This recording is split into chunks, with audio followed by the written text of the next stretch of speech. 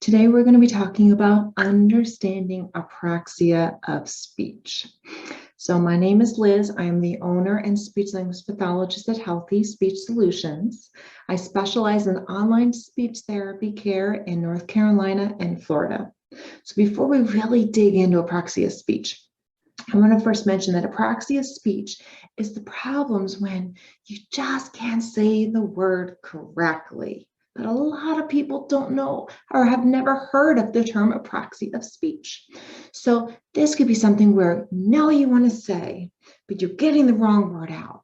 So for example, you want to say the word kitchen. That's your goal. You say to your loved one, hey, please go to the kitchen. But really you say, hey, please go to the chicken. And the person stares at you and goes, did you just say chicken? Because chicken is associated with the kitchen because chicken is something you have in the kitchen. That's what you said, chicken instead of kitchen, but it's the wrong word. Or another example of apraxia of speech before we really dig in would be, you want to say something really important. You want to say kitchen. And you say, hey, go to the bip-em. And everyone stares at you and they goes, bip-em? That's not even a real word. Where did that come out? And you're embarrassed. You're shocked and you go, I can't believe that just came out of my mouth. That's not what I meant to say. I meant to say bippin. Wait, no, I meant to say kitchen. And that's what apraxia of speech is. So I wanted to kind of do a brief overview before I talk about the anatomy and physiology that's involved that explains why apraxia of speech occurs in the first place. It's so frustrating and I want to be able to help you. So in our next lecture that we have together after this, we're going to talk about treatment and some strategies you can use to help with your comprehension, because you know me by now with this lecture series. I'm all about you understanding the why behind having difficulty with the problem, because then when I give you the strategies, it'll just make sense. It's not so random at that point with the strategies and techniques that I'm giving you. So let's first start. We've already talked about Broca's area, but I want to tune into the aspect of Broca's area that is related to sound production. And that's what we're going to be highlighting in its relationship to apraxia of speech and producing those sounds that just aren't coming out like they're supposed to. So as we establish Broca's area, which I have circled here, is remember, it's right next to the motor strip.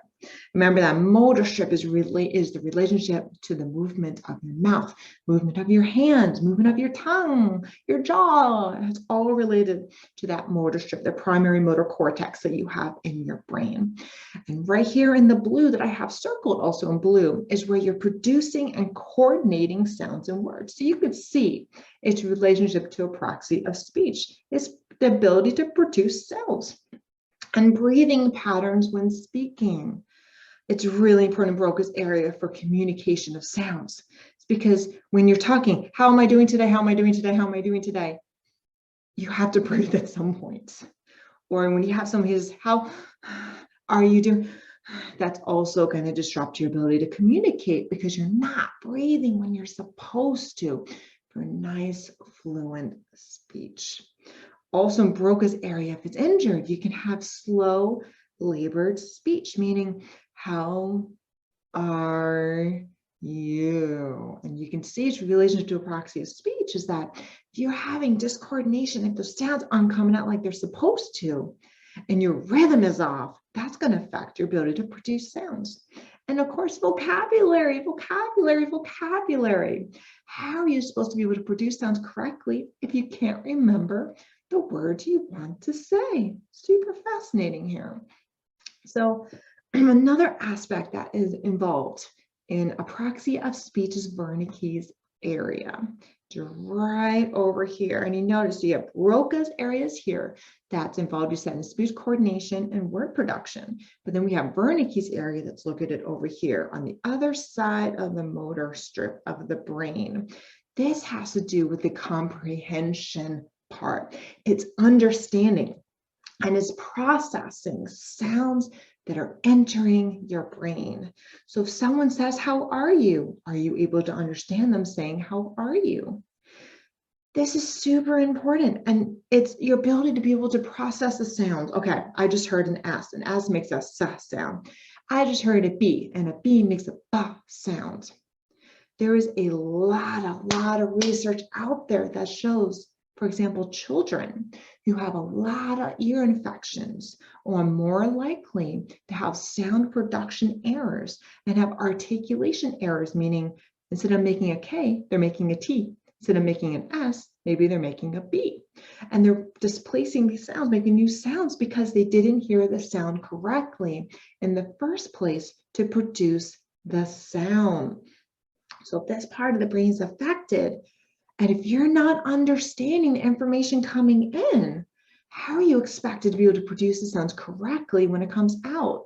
If there's just parity from what you're hearing to what you're saying. So it only makes sense that that can also affect your ability to produce those sounds when you're trying to communicate. This also has to do with word retrieval, remembering the words that you want to say and have them come out.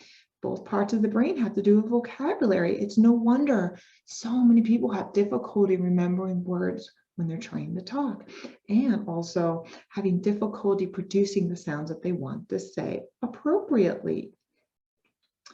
So when someone has damage or I hate the word damage, we'll say impairment of Wernicke's area, someone may say something like this: you know that Smoodle Pinkard, and then I want to get him round and take care of him like you want before. What? The intonation sounds really good. The pitch sounds really good. It's very fluent. You notice it's not very broken English or broken Spanish or whatever language you're speaking in. It's fluent. And if you're not really listening, you're going to think it makes sense. But then you're going to dig in deeper and you're going to realize that Pinkard, in the sense is the verb, was used appropriately in the sentence, but Pinkard's not a real word. But you wanted to think that what the person was saying was accurate until you really dug in deeper, started to analyze their speech. So this is an example of Wernicke's aphasia. So it's not surprising then, if someone who has this part of the brain has been injured, they're going to start saying Smoodle and Pinkard. And those aren't even real words. So, and we'll talk more about Wernicke's aphasia later in our lecture series. Super fascinating area to talk about. So really, it's a disconnect in what you hear and what you say that makes speaking difficult to understand. So like this baby says, you mean to tell me spoons don't actually sound like airplanes? Who would have thought? Because what you're hearing isn't what's coming out. So of course, if you're having sound production errors, that's going to affect your ability to produce the sounds that you're trying to say here out of your mouth. What a cute baby, by the way.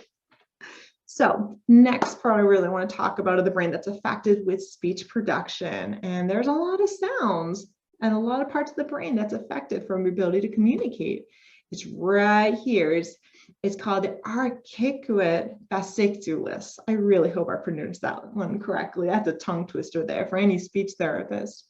So it's really important to understand that this has to do with a band of nerves that connects Wernicke's area and Broca's area. It's right here. You see these arrows here.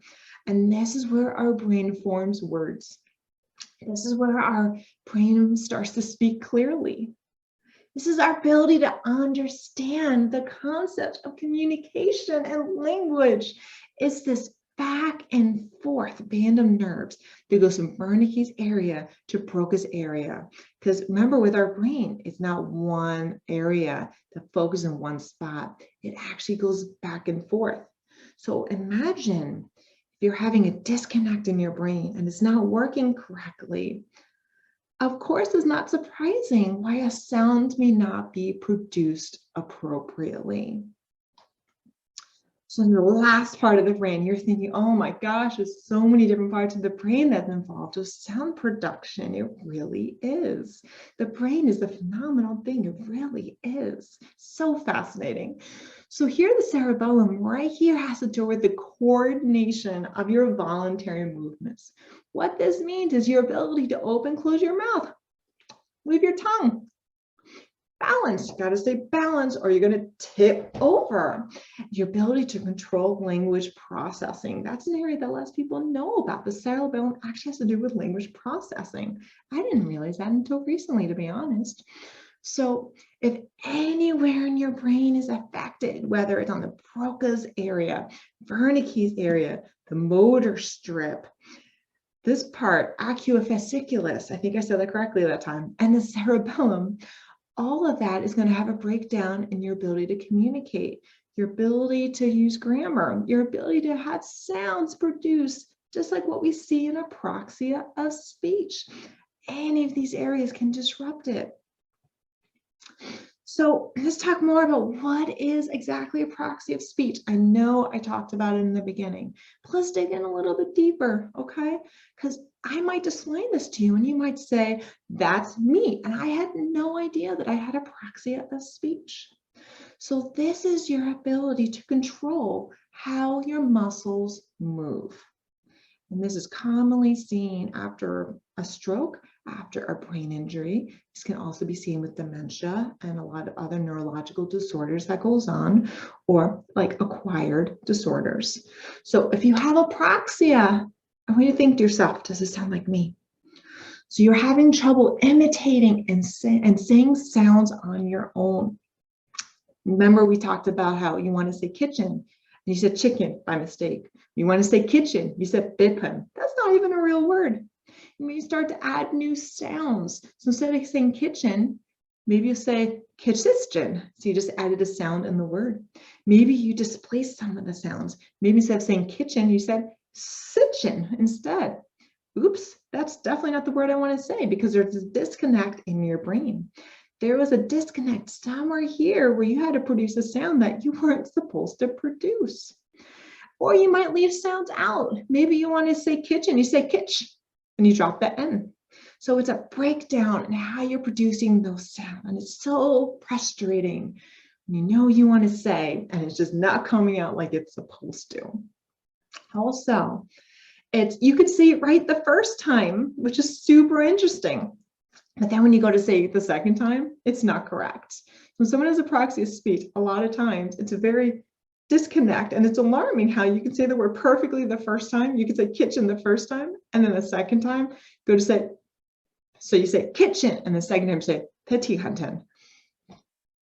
Word just came out of my mouth because that imitation is really difficulty, because you're searching for the sound in the brain and it's just not coming out, which is make it very difficult to produce that sound. So, and another one, it's really, really, really common with apraxia of speech, is when you're moving your tongue, moving lips, you're trying to find that right place in your mouth. Like to produce the B, you have to go, bah! You got to close those lips tight and you open them out, shoot it open to puff that air out to produce that B sound. Or like a ka, you have to be able to push your tongue back and you have to open up your mouth ka to produce a sound. So it's very concise placement that's involved to produce a sound. But if you're groping for the sound, if you're searching for where the sound is, and if your tongue and your lips aren't coordinated and you can't find that placement, your sound, you can start doing the, because you're trying to find that sound and it's just not coming out. You know it's there. You know how to, you know in your brain to produce a K, but your body's just not doing it. You can't find that placement. I wonder if this sounds like anyone who's listening. A common with apraxia of speech, people tend to talk very slow. And they talk slower because they're having such a hard time speaking. It's almost like a broken English. How are you? Because you're really struggling to get those sounds out when you're talking. Or actually, you might say something like, hello, or say, I love you. And you might say that really clearly because there are things that you say all the time. How cool is that? When you're talking on the telephone, you answer, hello, hi, this is Liz, because this is something I say all the time. I don't even think about it. It's produced in a different part of the brain, so it's not affected. So you're able to say all these different things that you say all the time and say it clearly, but you change it up and you say something that's new, something you don't normally say, like go to the kitchen, let's go play basketball. And you may not say that as often. And that's where you're going to see that breakdown in your ability to communicate. That's why someone who has apraxia of speech can say, I love you. Good, great, yes, no. And people are like, oh, they can communicate. But think about it. These are words that they used to say all the time. So they're able to pull from a different part of the brain to say those words. So fascinating. And unfortunately, on really severe cases of apraxia of speech, you may not be able to produce sounds at all. And if any of these things sound like you, I really, really urge you to find a speech therapist that you trust, someone to help guide you with the communication. Next lecture, we're going to talk about strategies to help with the communication. And they're going to be helpful, but really finding a speech therapist that you trust to help you, guide you along the way, highly urge. I think it would help you out a lot. So an example would be Disney World. Obviously, this person's trying to say Disney World, but this D here isn't supposed to be here. You're dropping the D here in world. And it's just like, what is going on here? What I'm saying is not what I'm trying. What I'm saying is not what I'm hearing myself actually saying. So don't focus on finding the exact word when you're trying to communicate. When this breakdown occurs, Disney World, and the person doesn't know what you're saying, it is possible it could happen. Focus on word that's similar to help you get the point across.